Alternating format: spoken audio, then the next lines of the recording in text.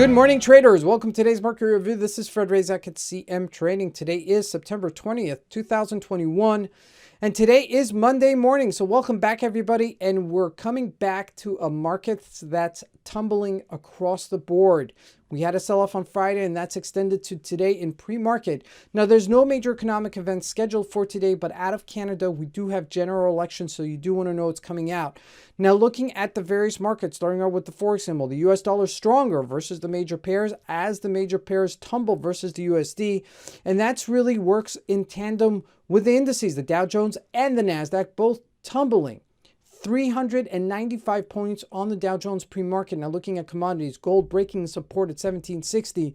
Oil has a sell-off as well. Stocks, the only one that is holding its weight despite the sell-off is Microsoft. And lastly, looking at Bitcoin breaking down.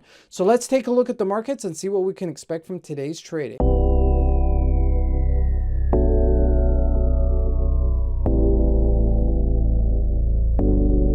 So here we go, looking at first the Eur Usd. Let's take a look at the Eur Usd first before we start.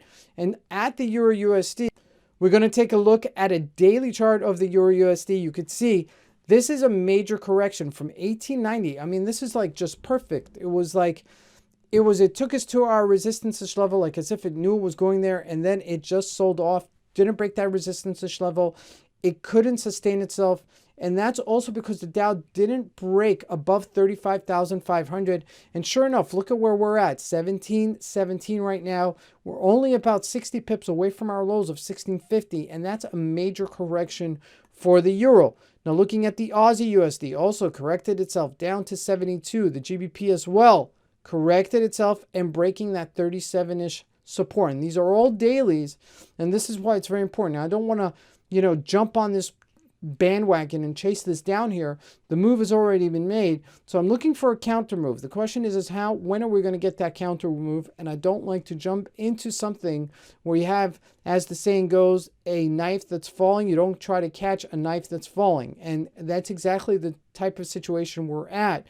Because to say where the bottom is going to have a few factors looking into it. But before we get into the Dow Jones, let's take a look at the commodities. First, at gold. Gold breaking the 1760 and being a little bit reluctant to break further. Okay, so this is something that is a point of interest for me today because I'm going to be looking to see if this continues to sell off. And if it does, this may be the beginning of a new correction on the downside. The problem with gold sometimes is that it does have these breakout fake outs, which it breaks out, but then fakes you out and then goes higher. So just be aware of it and just keep a momentum kind of attitude to see if the momentum continues on the downside to give us that downward spiral. Now looking at oil. Now looking at a daily chart of oil, you could see that we did retrace at $72.95, okay, which is pretty much $73 to $71.20. Now, this is still an upwards momentum, okay? I don't want to say that this is all of a sudden going to correct itself. I'm going to be back at $60 or $50, okay? But there is a bit of a resistance at this $73. So we may just find ourselves trading within a range in this $72 to $71-ish range. So keep that in mind. Now jumping into the Dow Jones, look at this. We're looking at a daily chart of the Dow Jones. We're trading right now at 34,000 flat. We're down over 1,500 points over a week and a half of trading. And so that's a significant retracement. That's the biggest retracement we've had since back in June. Okay, so this is all to be expected because the markets are selling off. Okay, Wall Street does catch up to Main Street, as we say, where Main Street is mom and pop kind of shops and Wall Street is the major financial institutions. So even though the major financial institutions are doing well, the mom and pops are still not doing well. So at a certain point, it's going to catch up. And that's what I think is happening with the markets right now. Now, it's not across the board, okay, because when we look at some of the specific stocks like Microsoft, they're not budging down. Okay, but before we look at the stocks, let's take a look at the NASDAQ.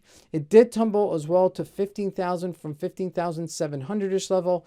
That's a significant retracement there. And if we look at the individual stocks, you have to have a list of which stocks are weak and which stocks are strong. So let's make a list of them right now. Apple, weak, okay? broke that sell-off at 148. Okay, that was our go-to, and ever since the market broke that, that's really was the beginning of the major sell-off.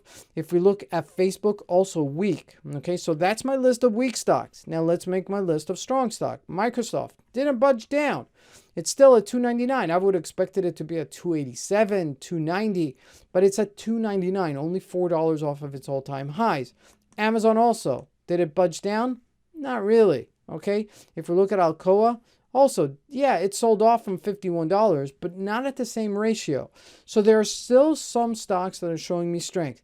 That doesn't mean that we may not sell off further, but that just kind of gives me the confidence I'd like to see to say, hey, this is going to be a bona fide sell-off. So just keep that in mind. Now, lastly, looking at Bitcoin, all right, this is happening right now in real time. We traded at 48,500 level, couldn't break above it, so we sold off to 45,000. Now, we are going to trade in this range, and so keep that in mind for a little bit longer.